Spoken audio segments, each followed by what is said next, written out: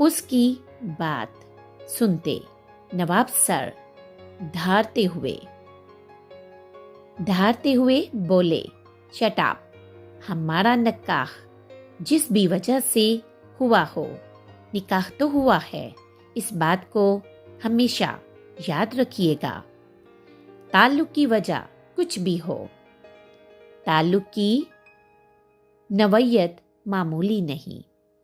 इस रिश्ते की बुनियाद चाहे नफरत हो, लेकिन हम आप पर पूरा इख्तियार रखते हैं। जब चाहें जैसे चाहें अपना हक इस्तेमाल कर सकते हैं। और ये कहते हुए वो कदम बढ़ाते रोशनी के पास आए और यकदम उसकी बात सुनते नवाब सर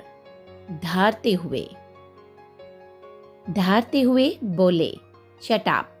हमारा निकाह जिस भी वजह से हुआ हो, निकाह तो हुआ है, इस बात को हमेशा याद रखिएगा। ताल्लुक की वजह कुछ भी हो, ताल्लुक की नवैयत मामूली नहीं। इस रिश्ते की बुनियाद चाहे नफरत हो, लेकिन हम आप पर पूरा इख्तियार रखते हैं। जब चाहें जैसे चाहें अपना हक इस्तेमाल कर सकते हैं। और ये कहते हुए वो कदम बढ़ाते रोशनी के पास आए और यकदम